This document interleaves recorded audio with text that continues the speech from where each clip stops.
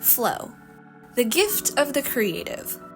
That special state in the creative process where you kind of just get lost in what you're making. Time ceases to exist, the world around you goes quiet, and you're completely in the zone.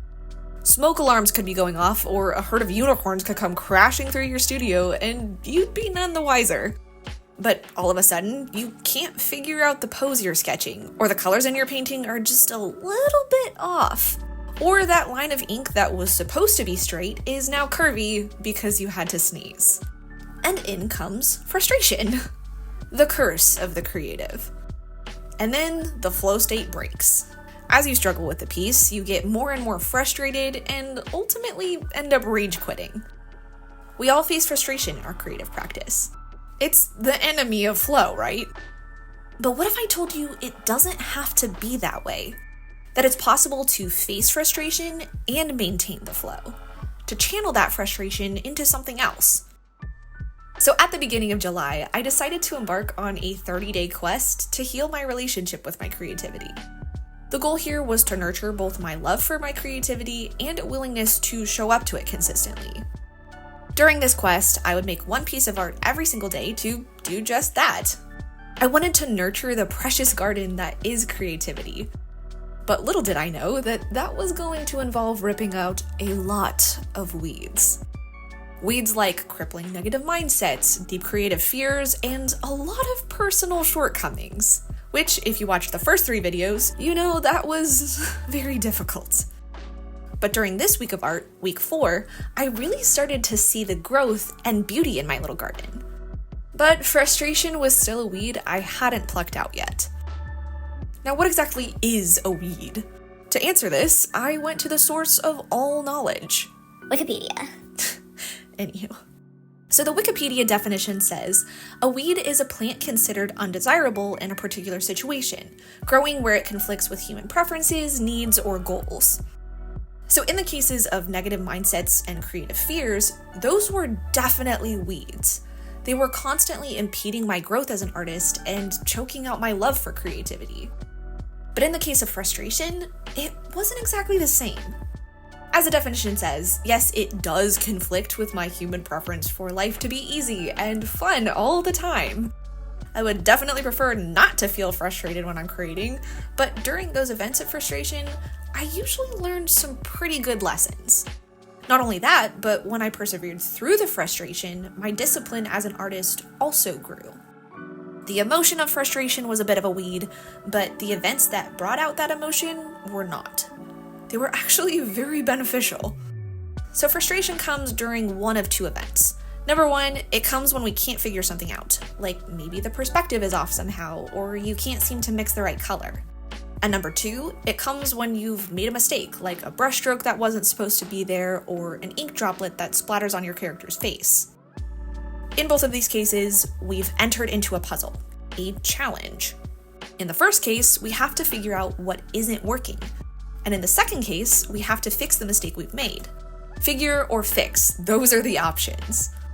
We've entered into this boss battle of creative problem solving. Now, I love puzzles. Jigsaw puzzles, logic puzzles, video games, those are puzzles too. Puzzles are challenging, they're thought-provoking, and at times, they're frustrating. But why am I so much more willing to face frustration in a jigsaw puzzle than in my creative practice? Truthfully, I don't really have a solid answer to that question, but I do have a theory. So creativity is personal. It's an extension of ourselves. In a jigsaw puzzle or a video game, it's not a part of us. However much we immerse ourselves into the puzzle or the story of the game, it's still an external challenge that we're simply participating in. But because creativity is such a personal practice, when we're struggling with a puzzle in our art, we feel it personally. That frustration is much, much deeper. And it's a lot harder to face because it's a much more internal struggle. But just like with a jigsaw puzzle or a video game boss battle, that challenge and frustration is worth it because it leads to a reward. You complete the jigsaw puzzle and see the full pretty picture. Or you defeat the boss and gain a new superpower or magical tool and move on to the next level. And I believe the same is true when we face frustration in our creative practice. If we can persevere through it, we gain a new creative skill or level up our artistic discipline. Now you might be thinking, wow, that's very motivational, Allie, but how do you actually deal with frustration? I get it. It's a lot easier to say all of this than it is to actually do it. Step number 1. When frustration comes up in our creative practice, at the risk of sounding like a hippie, we need to take a deep breath and remember that in the creative practice, everything is figure-outable or fixable. You can do this.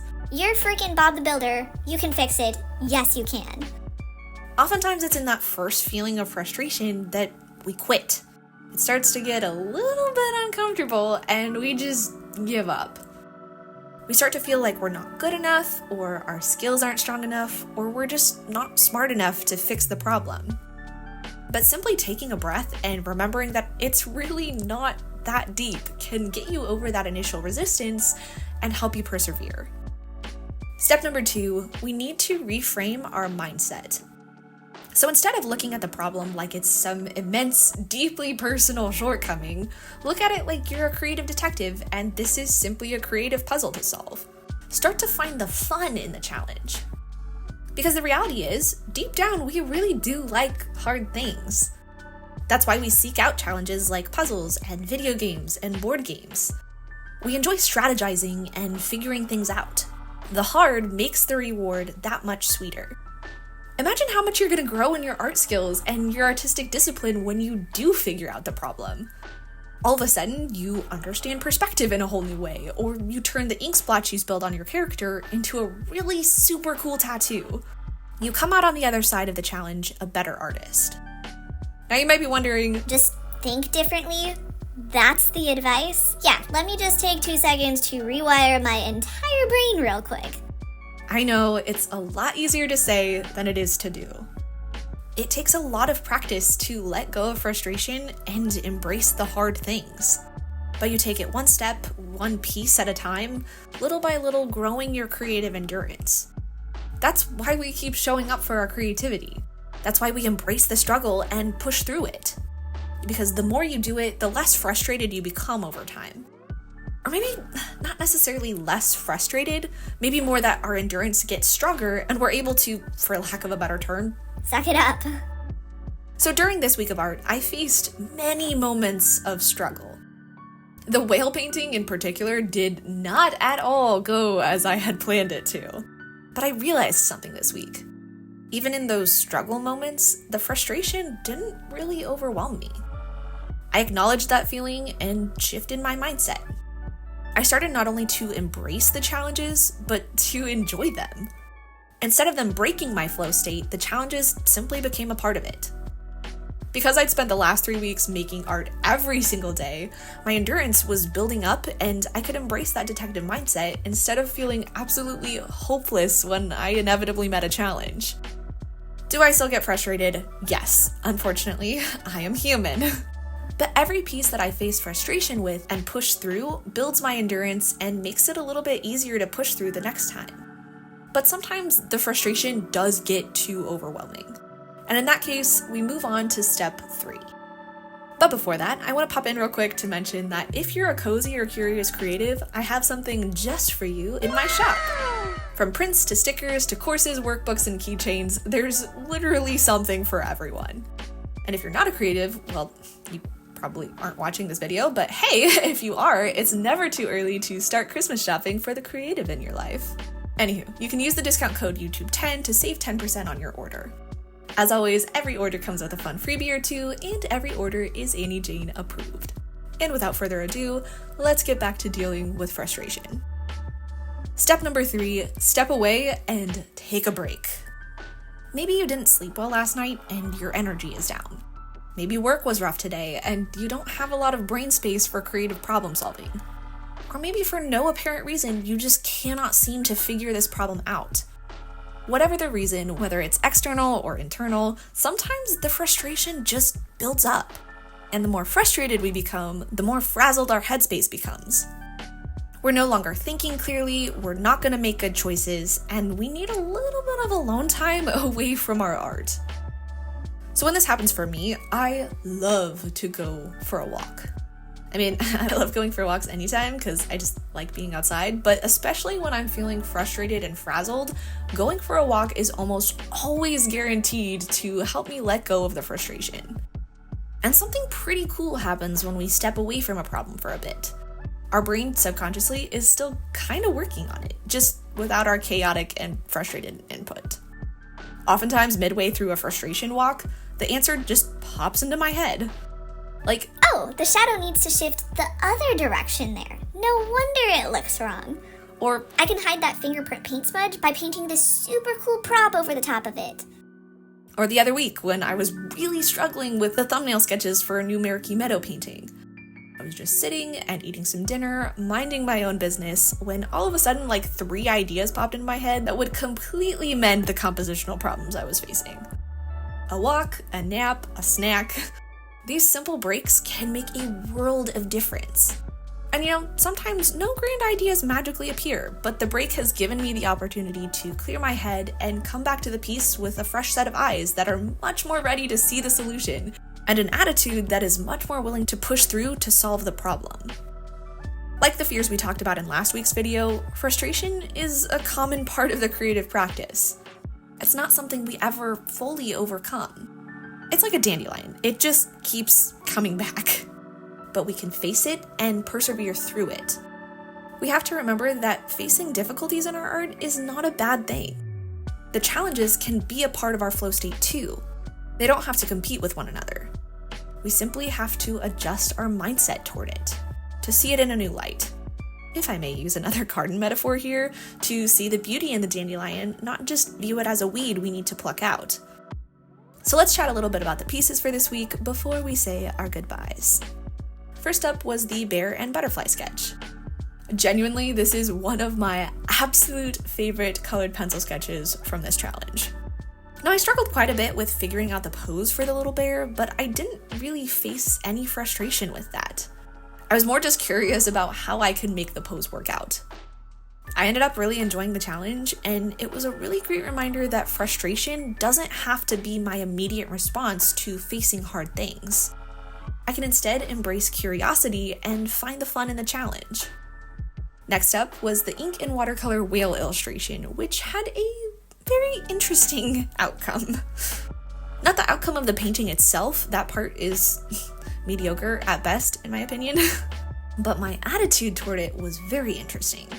First of all, whale anatomy, not familiar with that at all.